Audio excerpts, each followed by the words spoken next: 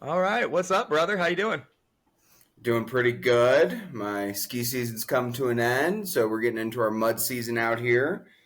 Got some travels planned later in May, so looking forward to it. Where are you headed this summer? Just 2 weeks down in southern Utah. Take Tori to Oh, right on. Zion and Bryce Canyon and Capitol Reef and all that.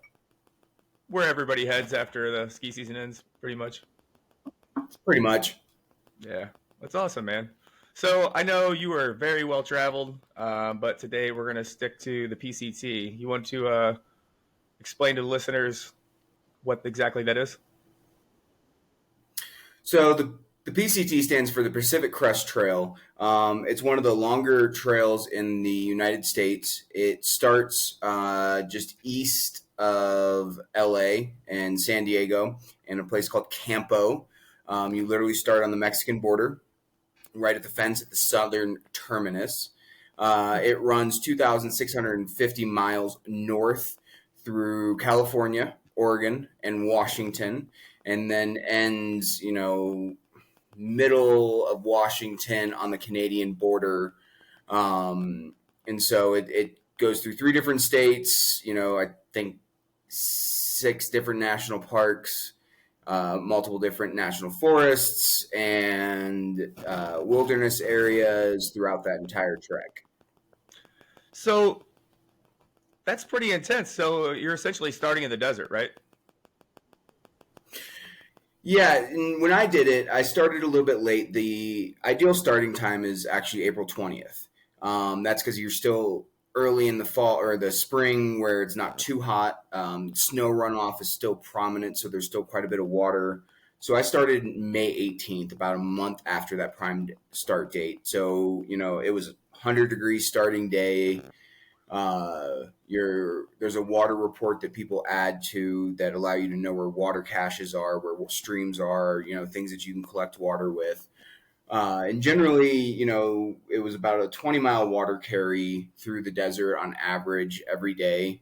So that means you'd come to a water source and you knew you had 20 or 17 or 25 miles to get to that next water source that was directly on trail or within a mile or two of trail. So definitely a hard time to start. The desert weeds out a lot of people because it's very difficult. You have to get up early. You need to be on trail when the sun is rising because in the middle of the day, where it's the hottest part of the day, you want to find shade and you just kind of hang out and try and take a nap, stay hydrated, and then about 4 or 5 o'clock when the sun starts kind of going down again, you get up and you start hiking again. And then you'll hike into the night sometimes. When I was dealing with extreme heat, we would hike into the night or hike through the night to try and avoid some of that extreme heat. So we just weren't out there getting dehydrated and being unsafe and, having to carry an extreme amount of water. Right, right. How So, much did you intake per day? so theoretically, if I was walking up to water cache right now, or a water source, and I had 20 miles, a good rule of thumb is 5 miles per liter. Now that varies between heat, climbing, weight, your personal needs. So that's just a good base. So I Right. would averagely carry 6 to 8 liters of water a day, and that was because when you're making food and different things like that, that takes extra water. Or if you're eating food, the salt in that food and that food dries you out a little bit more.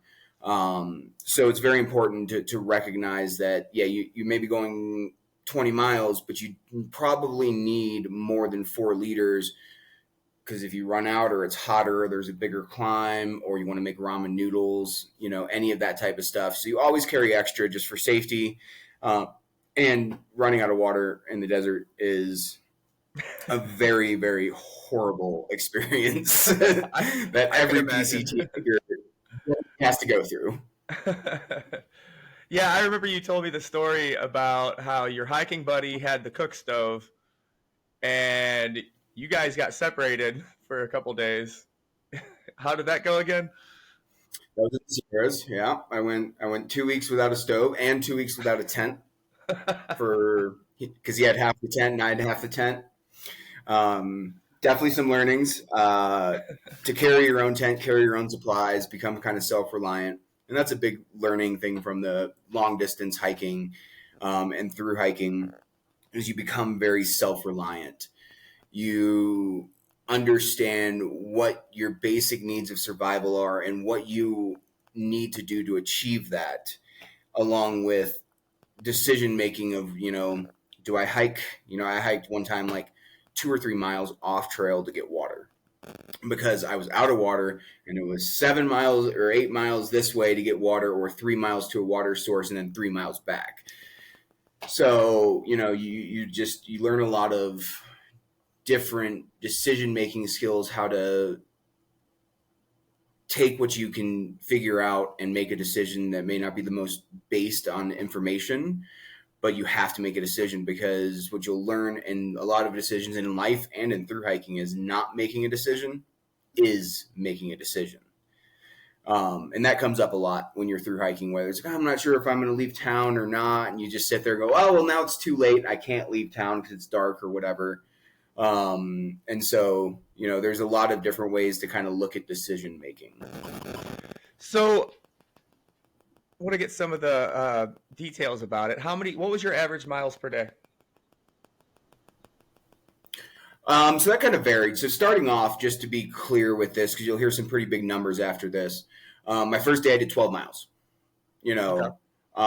It took me maybe call it a month till I got to about Idlewild, to hit my first 20-mile day. And the way the Pacific Crest Trail is designed is for 20-mile days, starting April 20th, getting all the way through, breaking down to 100, 180 days, depending on how many zeros you take. And that's the way it's designed. So if you can do 20s and 20 plus is what the ideal, normal through hiker, long distance hiker will kind of accomplish. The longest day I've personally ever done on the Pacific Crest Trail was 36 miles. But I've had friends who have done 40, 50, 60-mile days within 24 hours. And that's kind of what you consider in a day is 24 hours. So if I started hiking right now at, 8 p.m. and hiked through the night and stayed up all night and hiked until 8 p.m. tomorrow, where I went to bed and I did 60 miles, that's a 60-mile day because it's within that 24-hour period. So are people doing that? Just skipping sleep just to knock miles out? Definitely happens. Not very common, right. But a lot of it depends on what schedule you've set for yourself or what you want to accomplish. Now you have FTKs, which is or FKTs, which is fastest known time. Those are people racing the clock, and that's you have crazy. A couple different levels of that. So you might see stuff like that, but then you have supported, unsupported, solo, and a bunch of different kind of categories in that. But there are certain festivals that kind of fall close to the PCT. There's a music festival, and there's trail days, and there's family outings that people are trying to get to that you just go, well, I fell behind and I have to crush miles today to get to the festival, or my parents are meeting me in this town for one night because they're passing through or whatever. So it really just kind of comes down to what your schedule is and what you're looking out of it.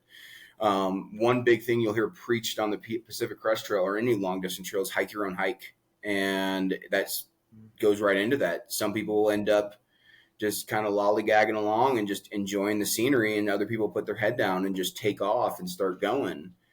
So it kind of goes either way. And, there's other times where you're running out of food and you're hungry and you just want to go get a burger, and so you just crush miles to get a burger or a beer, or one of my favorite things was cottage cheese. It was a weird town food, but I ate so much cottage cheese.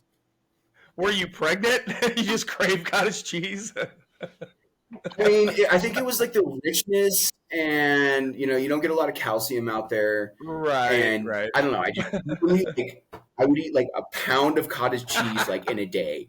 Just sit there and just with tortilla chips, with a spoon, with all sorts of crazy stuff. Anything I could put in there. You get weird cravings out there, and everybody kind of finds their town food, and sometimes it's jalapeno poppers or a pizza or salad or Sometimes you just want to have a liquid diet. Right. You're making me hungry, bro, and thirsty. So no, another thing people probably don't understand is what you have to go through. And I know you've explained it to me, but explain the post offices along the way, the care packages you send yourself. So you can do that a couple different ways. In certain areas, as everybody's probably been around the country, you go through some very small town with like a gas station, and that's it. Maybe a library, sheriff's office, things like that. And you go through some of these towns, and those are resupplies. Well, we've all like gotten snacks out of a gas station. They're not exactly like something you can live off of for the next week. Right. So what you can do is you do some research prior. And I went to my parents' house, to see the family before I took out on this huge adventure. And I boxed up, I think it was 80 days worth of food into like 10 boxes. So I was hiking with my friend Dundee. Holy shit. And I would, I put them all into these boxes, the Fitch ships for UPS.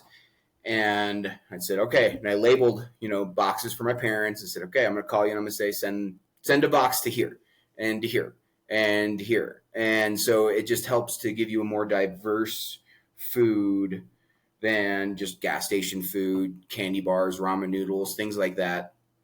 Because, nutrition is a really hard thing to do on trail when you're hiking because it's calories versus weight versus nutrition, and fruit's heavy. Vegetables are heavy. Yeah. They don't last long in a backpack and smashed. So you do rely a lot on ramen noodles, mashed potatoes, put those together. Ramen bombs, hiker concrete. It is an amazing meal to fill you up, but there's not a lot of nutrition in it. So you got to find those unique ways to get into that. Vitamins go a long way. You need protein. That's you told me before peanut butter was a go-to, right? Peanut butter is a good go-to. So to show you the calorie intake that I was having in 1 week average, call it 7 days, 5 days, whatever the section was, I would have a jar of chunky peanut butter and a jar of Nutella. And that was like, I would eat that in a week. And that was on top of ramen noodles and lunch and breakfast and all of these other snacks and stuff. But that was just like my added calories. Because it does give you a lot of protein. It gives you a lot of, salt in there and different things because you need those electrolytes. Obviously, you're basically running a marathon or walking a marathon every single day. Right. For 5 months. 30, 40, 50 pounds. Yeah. And then you got to throw the backpack on. I think the heaviest my bag got on that trail was probably 55, maybe 60 pounds without knowing an exact weight. And that was, generally closer to the desert with big water carries and coming out of town where I just resupplies for 6 days, 7 days. So it's an average of 2.2 pounds of food per day, depending on what you eat. You can make that lighter, you can make that heavier. If you want fruit or canned goods, it adds up really, really quick. Yeah. So, you told me before about running into a friend that he ended up getting lost on trails. Those type of tragedies, how common is that? Unfortunately, they're getting more and more common. There's been a lot more interest in long distance hiking, and the movie Into the Wild with Reese Witherspoon came out, and that book came out, and that was the year that I hiked the PCT. It was right when that movie came out, so I'd never seen it. So all these people are talking about it, and it drew a lot of people out that just said, "Oh, I can go do this." Yeah. And that doesn't mean that you can't. You just need to, prepare for it correctly, know what you're getting into, have a little bit of knowledge, to it. And I talked to a search and rescue guy in Denver Airport as me and my buddy are getting ready to fly to San Diego. He was, "Oh yeah, you're PCTers, I can tell." And he's talking to us, and he talked about how the increase in search and rescue has already happened due to that movie. And I talked to one guy, first night on trail, he ate cold food because he didn't know how to work his stove. Another person I met didn't know how to set up his tent, had never set up his tent prior to getting on the PCT. And so it's, again, you can do it without a lot of experience, but you got to take a couple steps to understand what you're doing and the gear that you're using, because that gear is there to protect you and to help you and provide for you. If you don't know how to use it right, it's not going to go well. No, that's your shelter. That's your nutrition. um, so how far did you make it? I know that you ran out of time your first attempt.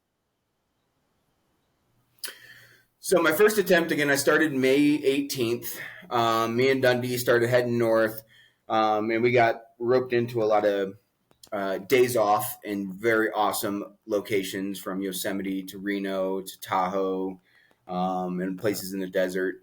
So I made it 1,500 miles almost exactly in California when I made the decision that me and my buddy 111 were going to hitchhike from right around Mount Shasta, which is Northern California. So I was only like 100 miles from the California-Oregon border, that we were going to hitchhike to Seattle to go see his brother, who lived up in Oak Harbor, just north of Seattle. And then we were going to get hitchhike to the trail and get on trail and do what they call a flip flop, because you're heading northbound and then you flip and you head southbound to try and complete, because we were getting behind.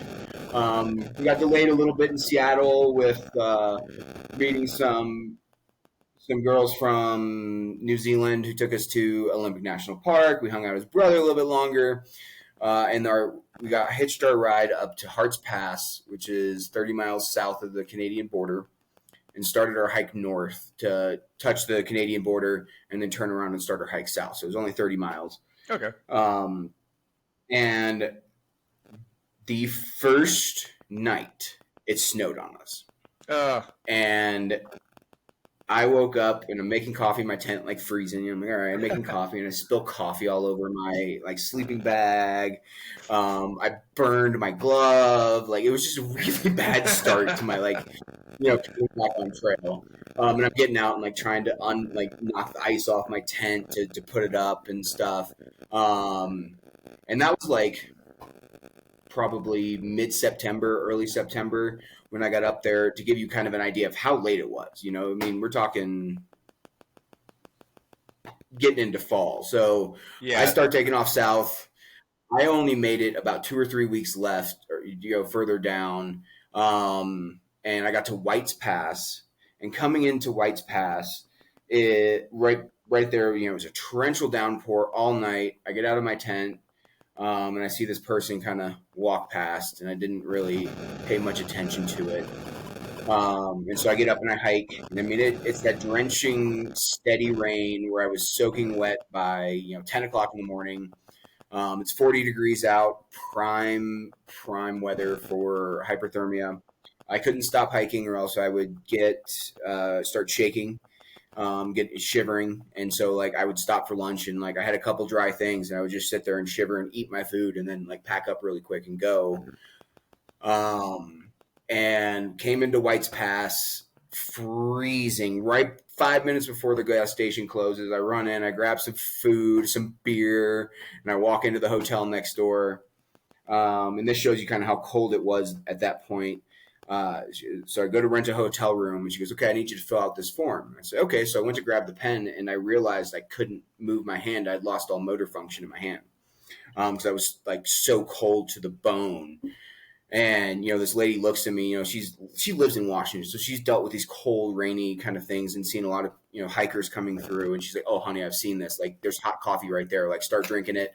You need to get wrapped up in a blanket. Like, all of this. And it took till tomorrow morning for me to get warm again. And when I got up the next morning, there was 100 vertical feet above me was snow. I then decided that was my time to get off trail, and it was October 18th.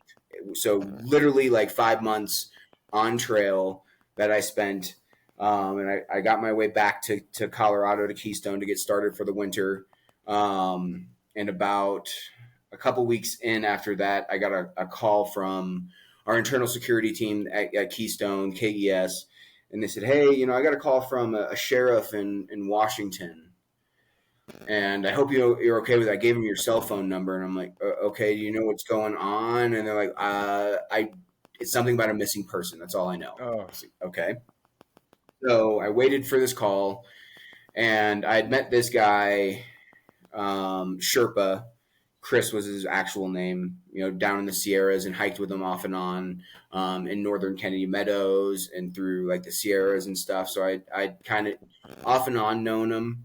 And what happened is that the sheriff noticed that he had signed the book, the trail log book, and then I signed it right after him. So he was just trying to see if I had seen anything, because he knew I was going south and he was going north.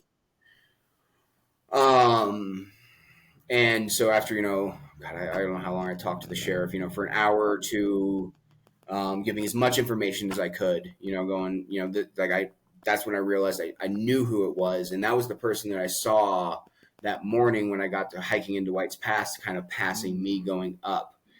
And it didn't kind of click for a little. That was when the weather got bad, right? That was when that rainstorm I was talking about, where I was hypothermic coming into White's Pass. Yeah. And so, it was, and I had all of my sleeping bag, I had a jacket and like a dry sack. So it was all dry, and I still was like having trouble like staying warm. And that's when I found out that Sherpa Chris had gone missing.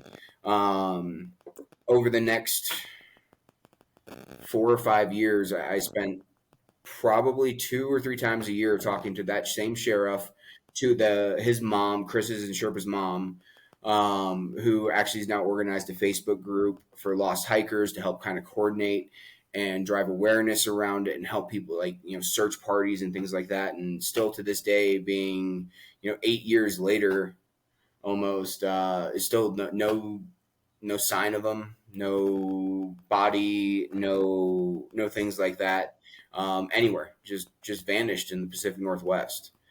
So there obviously are some dangers that come with through hiking, but that's where you got to know a little bit of what you're doing and know how to protect yourself, how to keep yourself dry, how to dry yourself out. Like, when is it becoming an issue versus, I'm just a little bit damp or wet, but when does that become life-threatening? It has a lot to do, I think, with self-awareness. Like, a lot of people don't know their own body well enough.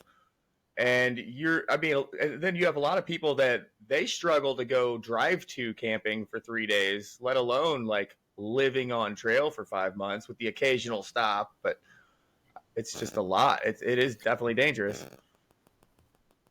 And there's some people that never want to go camping. Right. They're just not interested in it. Yeah. And so, looking at it that way, like, I was driven to it. It's something I'd wanted, and my buddy Dundee wanted to do it with me. And so we took off and did it, and there's a lot of times we put ourselves at risk, just in the desert with snakes, with, lightning, with all sorts of different things that you just don't even think about. How many times have you sat in your house and a thunderstorm's come over and you're like, oh, that's cool, it's pretty lightning, and then you're sitting in a tent going, oh my God, it's lightning, and you're like freaking out because you don't have a lot of cover, or you're running low on water, or all these different things. No, legit. Like, so this last summer, we took my son not hiking. We took him camping, and out of nowhere, I'm just falling asleep. We were up having a good time. It's like 1 a.m, and a freak storm that wasn't even in the forecast comes over, and it was, like you said, torrential downpour. Before we know it, our campsite was flooded in 2 to 3 inches of water. I'm running around. My keys had gotten dropped outside the back of my car by the trunk. So I have my son, my fiance in the car. I am soaked. I'm running around with frequent lightning, water up to my ankles. I'm like, I'm going to die tonight. And like, eventually I get in the car, find the keys. By then I'm starting to go hypothermic, and I was like, we had to wrap a blanket around me. Like, I was shivering uncontrollably, and it wasn't even that cold. It was maybe 50 degrees. But when you're that wet, you lose your body heat instantly. It's crazy. And people don't realize, like, everybody's like, oh, it's only 40, 50 degrees. I'm not going to get hypothermic. That's the most common time, because, again, like you were talking about self-awareness, that's the most common time, because people don't think that you're going to get hypothermic. It's 40 degrees. It's above freezing. Right. Like, I'm not gonna get sick from this. And then, as you said, your body's at what, 98.2% or degrees. Yeah. And if it drops below like 90, you're hypothermic. It's not that much of a change, No. And when you're talking 40, 50 degree rain, Cold water, Hmm. just removes your body heat faster. Yeah, it's crazy. So, what drove you to want to go and take on such a sketchy adventure? Um, it was April 10th.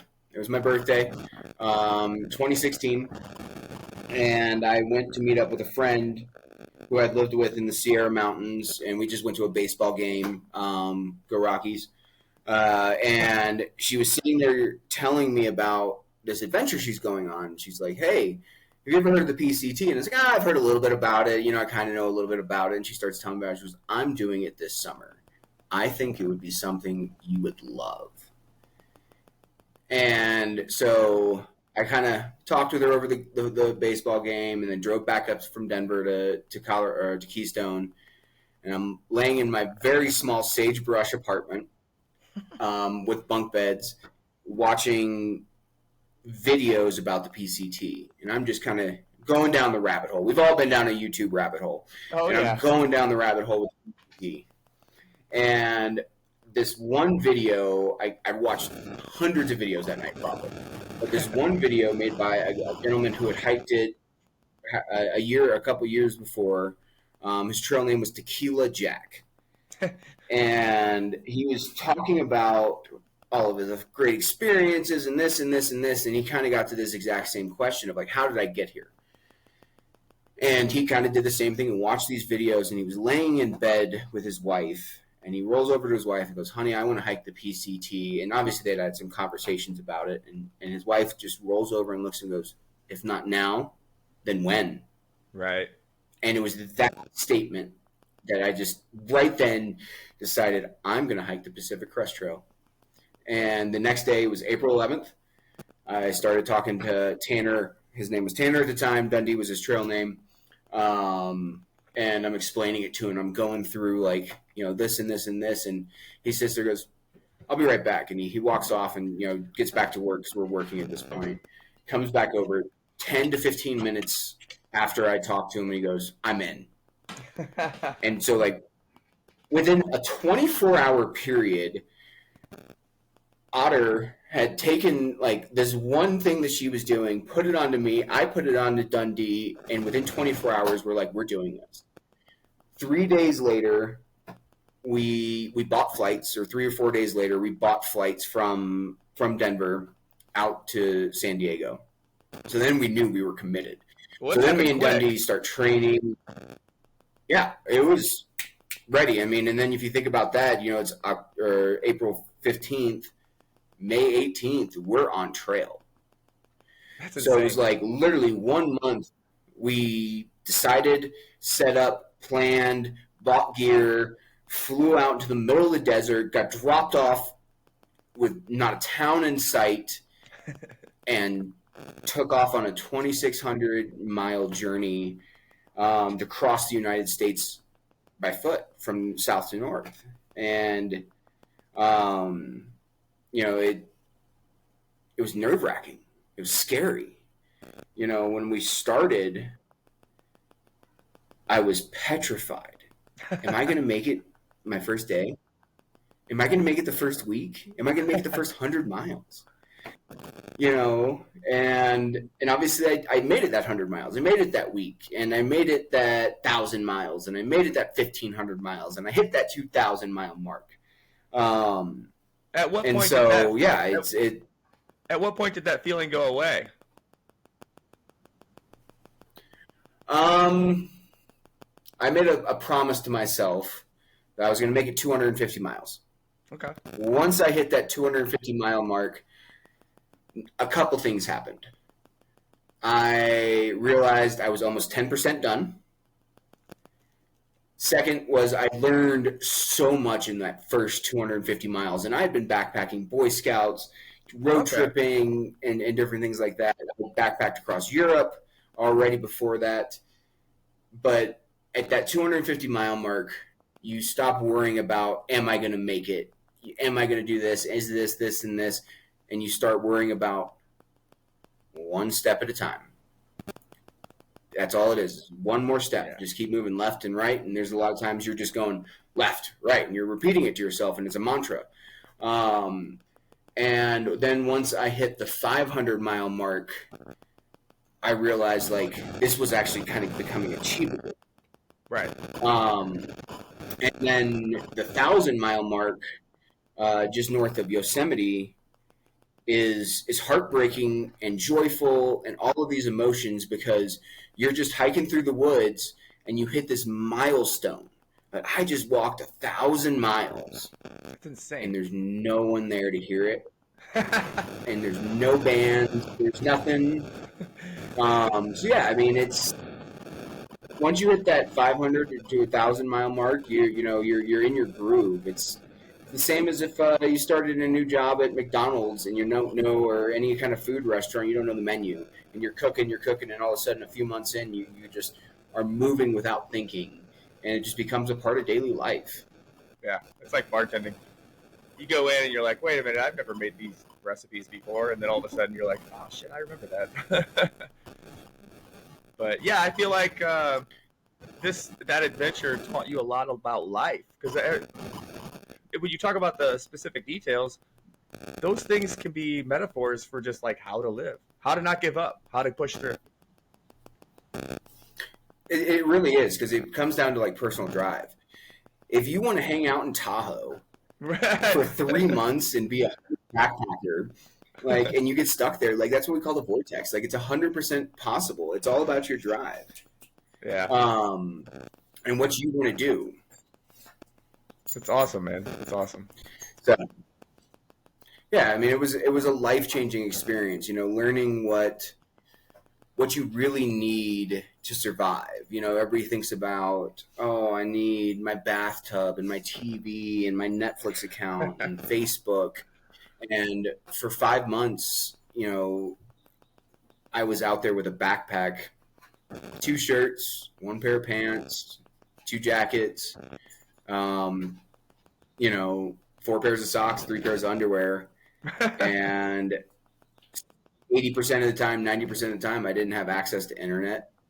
My entertainment was playing with squirrels and wildlife. Ooh, look, there's a squirrel. We would put peanut butter on a stick and hang it off a tree, and then like pull it, and it would go up, and they would try to get it. And, yeah, so we would mess with squirrels and try and. That's hilarious. Fun. Well, and I can imagine like the nights were so peaceful, because I know when we were living in Keystone, we used to all go out, hang out outside. We put our winter gear on, and we'd go out there and have beers, and just the silence and the stars. It's incredible. You can't get that feeling any other way. Like, you're just so isolated in those moments. It's so peaceful. And you truly are, and you really get this camaraderie with people you're hiking with, that like you create these relationships that like last forever. I still talk to Dundee and some of the other people on trail. And as for like the nights being peaceful, not only are they peaceful, your senses change. When you spend that much time outside and away from the day-to-day bustle, your sense of smell gets better. And I would smell day hikers coming from a half mile away to a mile, because it would smell like deodorant, and it would smell like bug spray, and it would smell like laundry detergent or like dryer sheets. Right. Your sense of hearing gets better because your body's becoming more aware. Versus when you're locked in your house, you're not really paying attention. You'd hear sirens go past. Yeah, whatever. But when you're out there, like, you don't have those 4 sturdy walls around you, so you have to be more conscious of all these things. Right. It's a really interesting thing when you're like, people come up, oh yeah, like, I'm not hiking the PCT. It's like, yeah, I can tell. Like, and they're like, what do you mean? I'm like, I could smell you coming. You put cologne on before you went hiking, and like, I could smell you from a half mile away.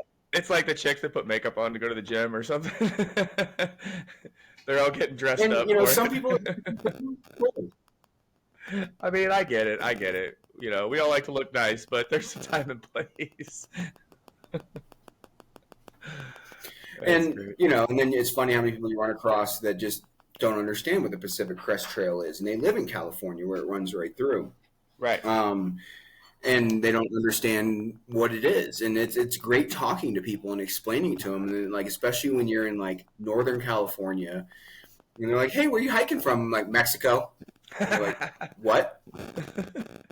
Yeah, I walked here from Mexico, and that was a lot of really like a lot of fun being able to state that and Right. see the shock and awe in people. That, oh my gosh! So It's insane, man. It's insane. That's such a long journey. I couldn't even imagine. I would like to do something like that one day. It's a lot of time. It's a you have to be completely dedicated to that.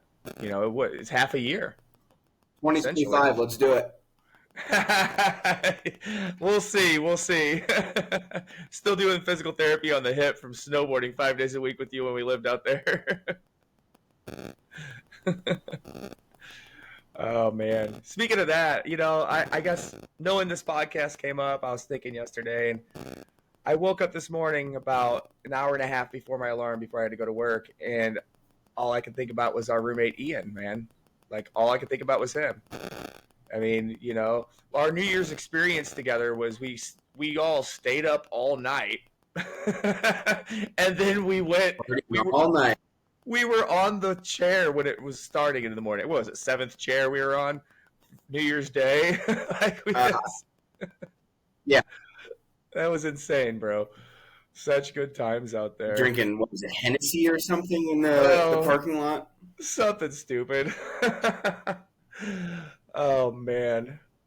So, I guess for the listeners, you and I met the right after you got done with the PCT.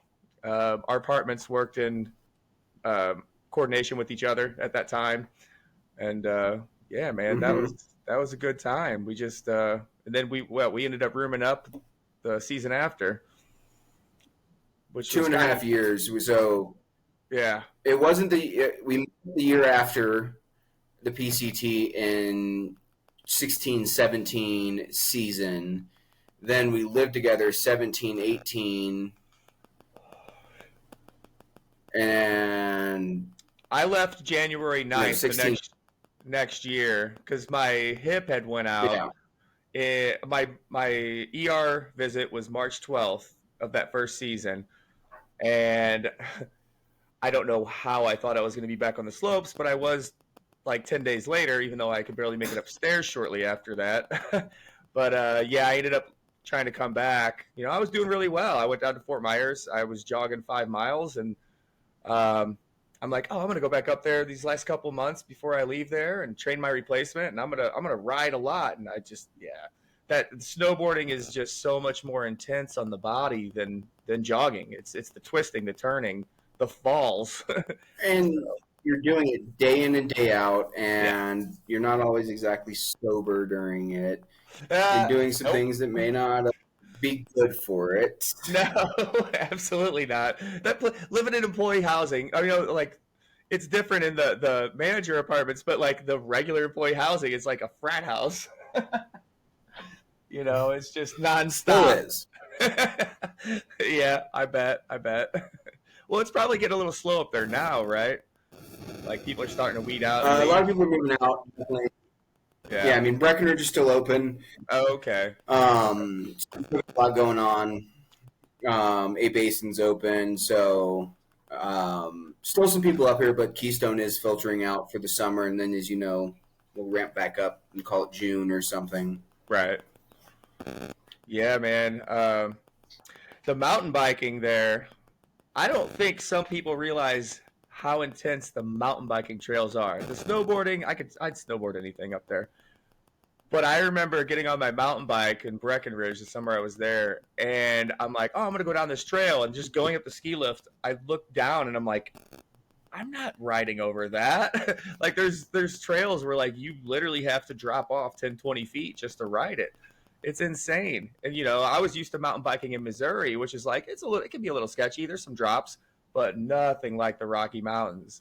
I mean, I didn't even have a full suspension bike. I first two times out, I popped tires on my bike because you're going so fast. It's so bumpy. I ended up hiking back like 4 miles each time. It's like, oh shit, did it again.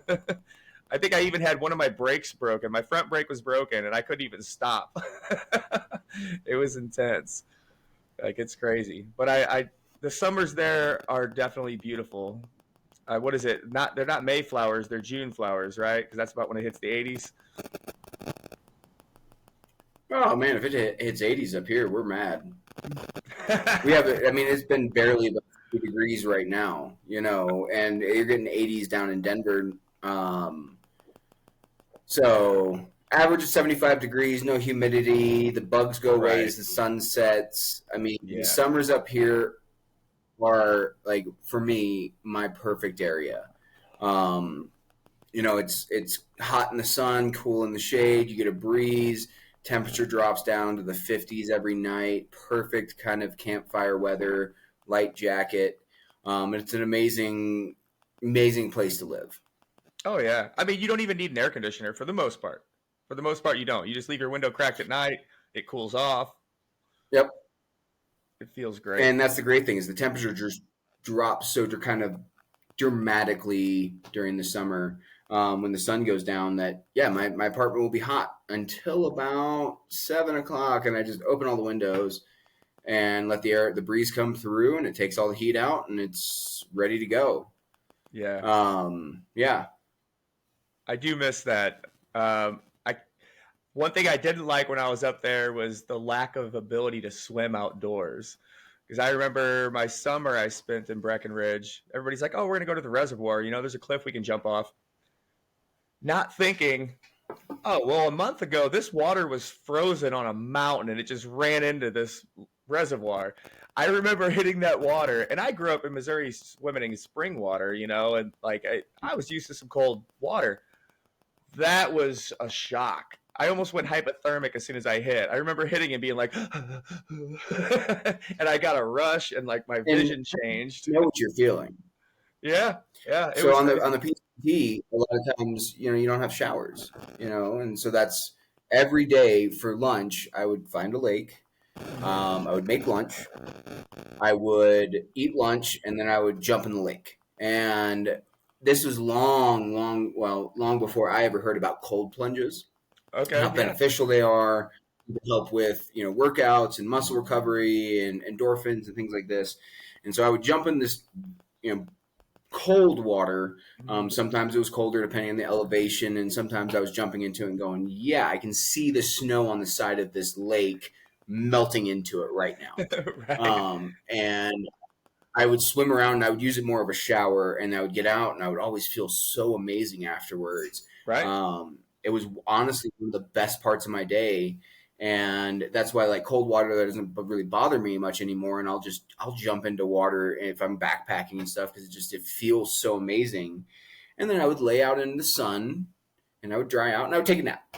And I would just take a half hour nap, dry out, get back, up and hike another 10, 15 miles or whatever. And that was one thing that I truly miss from the trail is just that routine that was so freeing. It's kind of weird to say that, but that was like a daily thing for me to just like, that was my shower.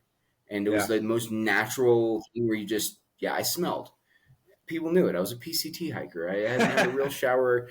I went an entire month without taking an actual shower. Now every day I jumped in a lake, or maybe if there wasn't a lake or it was raining or it was cold or whatever, I didn't do it. But I went a month without taking an actual shower, and you just accepted it because that was like the life you chose. And even when you come into town, you're like, why do I want to take a hot shower? I'll just go jump in the river, you know. And it probably you felt too hot at that point. You were so used to it, cold baths, like that yeah, hot water on your and you'd skin get probably freeze didn't cold, feel and then good. walk. Yeah, and we'd walk down to the river with your friends that you were in town with, and everybody would go swimming, and then we'd go get beers and burgers or pizza. And that's the interesting thing is like no matter when you're hiking this, you're very alone. You're very with your thoughts. Some Mhm. people listen to music all the time. I would only listen to music after lunch. I wanted that first half of the day to to be about that kind of self-centering, that thinking about all sorts of random things, and that music is a motivator. So when I was tired in the second half of the day, I could put music on to help motivate me to kind of get to my destination, to make the miles I wanted to climb that hill, make it over that pass, get to that water source, whatever I needed to drive for. And it is that, like, the physicalness of it is actually the easy part, because that your Right. muscles will train and build, same as if you went to the gym every day. Right. The mental part, the day in and day out of hiking that far, the day in and day out of, if your foot hurts or your ankle hurts, you have a decision to make. Do you wait and let it heal, or do you hike through and get to that destination? If you wait, do you have enough food? Do you have enough water? Do you have a deadline to make? Right. If you hike through, are you injuring yourself worse? And really, like, you can really get stuck in your head day after day by yourself. I mean, everybody listening to this has probably done some type of hike, some Right. type of walk, and with no phone out, no music, and your mind starts going and going and going, and you can get really beat down, really uplifted, and it's really more of the mental challenge for a quest like this to accomplish than the physicalness. Now, obviously, injuries play a part, but anyone can kind of get that physical fitness to do this, and you're not going to get it before you get on trail. I can tell you that. You may think you're trained for it. I would Yeah. put on a 55-pound backpack and hike up and down a hill, up and down, up and down, up and down. I was like, I feel like I'm ready. I was like, did 12 miles. It took me a month to do a 20, and then I ended up doing 75 miles in 3 days towards the end of it. And you think about 75 miles in 3 days with 10,000 vertical feet of elevation gain was like my crowning achievement, to like what I still talk about, of like that 325s back to back I was mean, was most huge. most people don't even do 75 miles in a week. Like your average person, they just don't. And so a couple things happen to you when you start hiking, long distance or through hiking.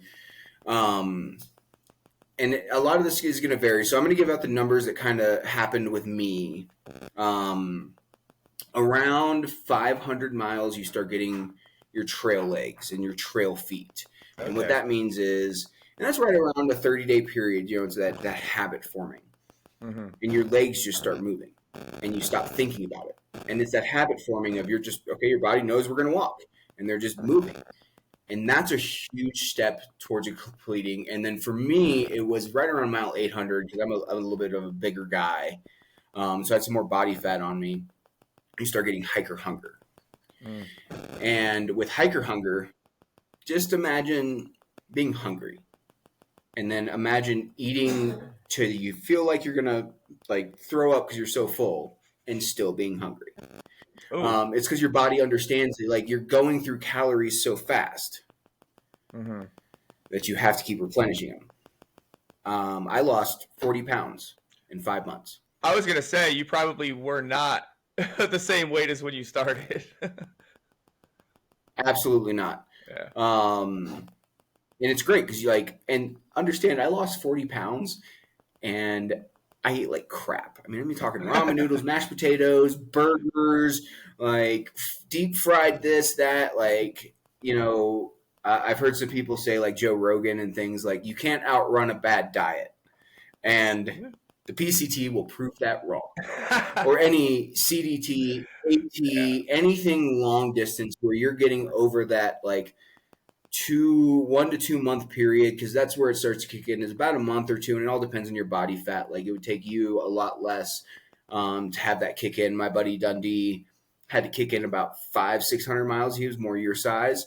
Mm-hmm. Mine took to 800 miles because I had more fat reserve. Right.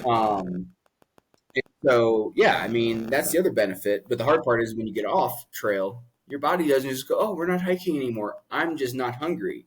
You still have that same hunger, and that's where you have to balance your diet. Because yeah, you're just sitting at home eating ice cream, and you're not walking 25 miles a day or a marathon. You know. Yeah, you're eating a bunch of shit that you haven't got to eat in months. Yeah. Yeah. So funny story when I came back to Tenderfoot and Keystone, um, and I just gotten back and I was living with some roommates, and they would catch me in the kitchen, and I would be standing at the faucet, turning it on and turning it off, and turning it on and turning it off. And they'd be like, "What are you doing?" I'm like, "You don't understand. Like we talked about how much water I would carry earlier in this. Talking 5 to 8 liters a day. That doesn't come out of a faucet, so you have to filter that." Right. And so as I'm like filtering this water multiple times a day for 5 months, it amazed me standing in this apartment again on how easy it is just to turn it on and to turn it off and have clean filtered water. The thing that you don't take for granted that Right. No, is that's something that's a true. completely different thing. Yeah, people don't realize how much infrastructure makes life easier until they do something like you've done. And it is like it makes me appreciate things. It makes me not want a lot of worldly possessions. Like I want what I need. Unless we're talking about skis. I own 4 sets of skis. You can see one of them behind me. But I live in a ski resort. And so you realize like what you want and what's going to make you happy is what you need. You don't need all this extra stuff that's going to sit in a drawer or I had a 27-inch TV for years because I was just like, yeah, but it works. I don't need a 50-inch TV. You know, Yeah, sit closer. then my buddy gave me one. Yeah, sit closer and it feels bigger, right? Yeah, that's what she said. Oh man, that's great. How's your drink? What you drinking? I am drinking Glenfiddich 14-year-old Scotch. As you can see, I'm getting kind of low on the bottle there. Oh man, I figured it'd be a good sipping cocktail. yeah, I'm using some of those the rocks, ice cubes that are made out of stone, so it doesn't water it down. yeah, dude. I just got some of these. They're shaped like big bullets. So I have 6 of them, and you freeze them. They're stainless steel, and you just throw them in the glass, and it doesn't water it down. You got to give a little flick of water into the bourbon with them, but they work great. I love it because you can like That it is the won't one thing water it to down. do. Yeah, like I like to put a couple like drops of water in there, just enough to really kind of open it up a little bit more. This one I'm just drinking straight. Neat, sir. Oh, that's awesome. Speaking of, I am doing a shot of Jim Beam Fire. Cheers. This one's to Ian. Mm. To Ian, may you rest in peace, brother.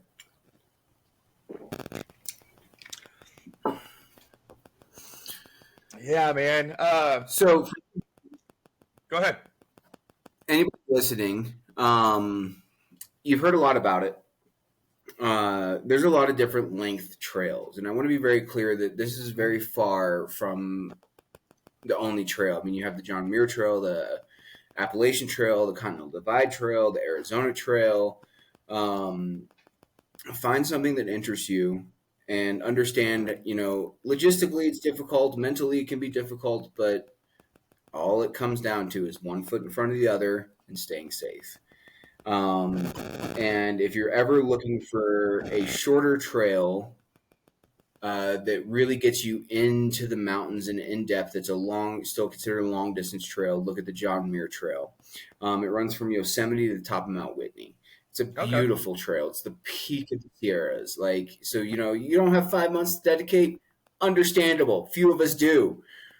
But this is like a 211-mile trail that you could do in 20 days, 30 days, and still have such an amazing experience. Um, so don't let the time scare you away. No, no. People need to go on adventures. Um, Currently, I finally slowed down, but I did the same for 8 years, and I was a big fan of just moving, getting the seasonal jobs, and getting to experience everything. Now I'm in my 40s; it's a little different. I'm very happy and comfortable just being able to drive 40 minutes to the beach, go camping by the beach, and do that thing. But yeah, I hope that some of the listeners hear your story, your experience, how it changed your life, and they decide to tell their buddy and book plane tickets in 24 hours. I mean, sometimes it's that quick. Sometimes it takes some more planning. The biggest thing is get out there and enjoy it. Yeah, man. There's such a beautiful world out there, and some of it, yeah, you can see from a car or from a plane or from a tour, but there's nothing like the confidence building, solo decision making, like readiness for backpacking and wilderness like kind of travel, because there's no one standing there saying, don't do that, don't get too close to that cliff. There aren't signs out there. It is just your decision making. Yeah. It does, it allows you to learn that and see that and understand that, and just sit there. And there was one day we're sitting there, and this deer comes walking up to our campsite, and we're just sitting around, just kind of looking at each other, going, "Well, we're not going to scare the deer off. It's not going to hurt us." And he just comes up, starts chewing on the backpack and like sniffing around, and he wasn't bothered by us. And I mean, we've all seen deer, but to have that kind of interaction and just the deer understood that we were just a part of the nature and just something out there that wasn't a threat. Mm-hmm. And it was just making its way around. It wanted the salt off of our backpacks, and just kind of moseyed on off and went up the trail. But there's also really scary moments, like when we were worried about like mountain lions and things like that. In the desert, there's some really prime mountain lion territory, Mm. and we were hiking through, and of course, me and Dundee had decided to start drinking bourbon. Horrible decision in the desert. But we started drinking, and we're carrying on, and we'd all four of us had kind of spread out, and so we're all within probably 2 miles of each other, but we're all spread out. And I knew that Dundee was behind me, and I'm a redneck from Kentucky. He's a redneck from West Virginia. So I stopped and waited for him, and I had like shortened up my trekking pole. I'm like, "There's something not right." Mm-hmm. And so I waited for him, and he walks up. He's like, "No, I feel it too." And so then Mr. President, who was hiking in front of us, we started hiking. Me and Dundee were hiking together, stopped and waited for us. And this is a city boy from Seattle. And he's like, "Dude, I just, something's not right." And so we all decided to hike together. And we get up to the top of this ridge, and there's one guy following us who came up, and he was like, "Dude, something wasn't right in there." And he ended up stopping before he met up with us, and he's we've all done it in a dark room where you turn a flashlight on, you're looking around, and you're looking, and you're like, "What's staring at me?" Well, lo and behold, he gets onto the top of the rock, and there's two red eyes staring back at him, and it was a mountain lion staring right at him. And he's like, "Oh God." So he kind of makes some noise and hikes backwards to keep an eye on it, and catches up to us, and brings me to another point of listening and feeling, and that self-awareness we were talking about Right. is such a crucial part of this, because you have to listen to your body, and you have to understand whether if it's hungry or fear or thirsty or this or injury. Listening to your body and that self-awareness and understanding that is such a crucial part of this, because otherwise you'll just keep hiking on a broken leg or an injured muscle, or you're dehydrating yourself because you just forgot to stop for water or didn't think it was necessary. Oops. So that's definitely one of the rules of through hiking, is listen to your body. Yeah. That's a like I said, it's a good takeaway to to live your life. Definitely, man. So, Alex Wit, you're an inspiration. Very interesting person. I've always loved hearing you talk. Next time, let's talk South America and your adventures on the Amazon. that's a whole nother story. So I'm glad we're kind of Yeah, keeping it to this. yeah, man. Um, We'll do this again I want soon to for sure. So one last thing with it, we've talked about every one of these points except for kind of one, and there's about six rules I've come up with collecting from different people and my own experiences that I want everybody who is thinking about this or considering an excursion like this, whether it be the JMT or a weekend backpacking trip or something longer, that there's a couple rules that are really important, especially when you get into long distance. And one of them, like we kind of talked about, like my daily, like getting into lakes and stuff, is like keep your feet clean. It's one of those things Mm, you don't think about, but blisters and things like that can really damper you. So kind of hygiene, very important. You think it's easy to do, but not as easy. And one other thing we talked about is, leave your fears at home. It doesn't mean yeah, don't man. be afraid of anything, but whether you're walking down the streets of New York or St. Louis or Denver, you can't be managed by your fear. And one thing I've said, and I love this, is hike your own hike. Alan, you're going to hike different than I am, and that's okay. You're going to Mhm. carry a bottle of lotion because you don't want ashy skin, and I'm not going to care. And like I said, listen to your body. You're Yeah, hungry, eat. You're tired, take a nap. It's yeah. okay. Um, and this is one thing that was the next two weren't really mentioned, but they're super super crucial. So I'll ask you a question, Alan. Alan, how many times do you think I quit the PCT my first time trying? In your head, probably 100. A lot, I'm Hundreds. sure. Yeah. Um, but the biggest thing is you never ever quit on a bad day. Yes, sir. We're all gonna have bad days, and this is life too. Like, if you're having a rough day and you're just get through that day and then make a decision. Don't make it out of emotion. Mhm. And the last one and number one most important, this is backpacking, this is weekend hikes, this is day hikes, this is going for a walk around a lake or through some, botanical gardens or anything that you may be doing, is it's about smiles. It's not about miles. At the end of the day, it's about the journey. It's about being out there and exploring and seeing what this world has to offer and what you can accomplish. Um, and understanding that simple statement that it's about being happy and doing something you love is what this is about. So if the woods aren't your thing, maybe don't take off on the PCT. But if you're ever interested in it, there's so many YouTube videos, and all of them will tell you that it's about the journey. I didn't complete my first year. I was short by 800 miles. That still changed my life. Still to this day, I reference it, habits from it, um, things that I've learned that will never leave me, friendships that will continue for years. It's about the smiles. It is not about the miles. And that sometimes means you may not accomplish it. But the fact that you got out there and tried and did it is what the important thing is that you gave the attempt. I like that, man. I like that. Well, look, bro, I cannot wait to do this again. We'll set it up soon. You have so many I'll adventures. pencil you in for 2025.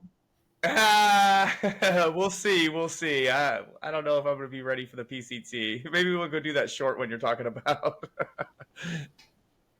JMT that is a beautiful trail. That is the crown jewel of the PCT. So yeah. you get a lot of really good views. Forester Pass, John Muir Pass, Mount Whitney, tallest point in the continental United States. That's a trek in itself. Absolutely amazing. Yeah, I'd be more down for that one. Well, again, brother, cheers. Been fun. Corona Light, by the way. Have a good one, brother. Been fun. Take it easy, brother.